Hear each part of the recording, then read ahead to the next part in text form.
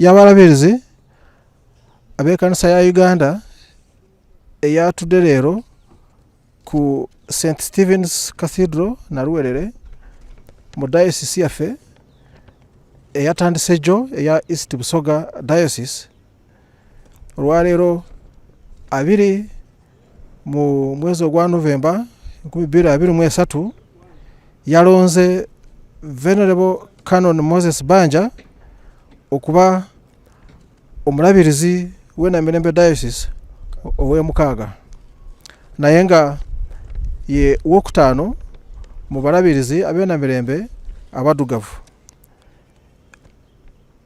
Ku lunaku lw'omwezi 10 nga mwezi gwa December 2023 ajja kutuuzibwa ku St Paul's Cathedral Namirembe.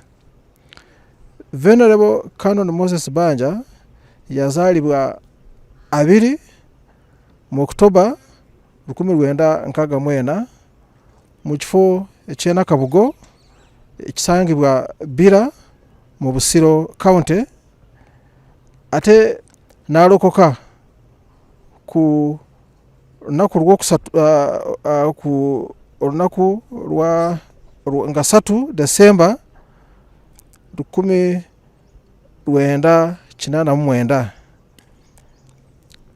Yafuuka mudikoni, yafuulibwa mudikoni mu 1996 n'afuulibwa omwawule mu 1998. Canon Banja mufumbo, mukyala we ye Reverend Canon Professor Olivia Nasaka Banja, ate Katonda abawadde abaana 3.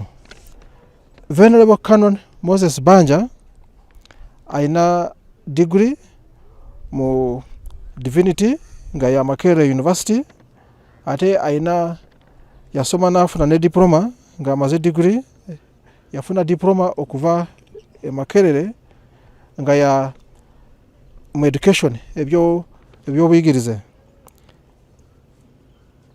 Canon Banja wetwogerera kati abadde akola nga archdeacon w'Eluzira Archdiaconary nga Luzira Archdiaconary eri mu Namirembe Diocese. Tumwagaliza emikisa Katonda amusobeseze okukola omulimu Katonda gwamuyitidde. Nze bampita Bala Muhebwa, akola nga Provincial Secretary wa Church of Uganda.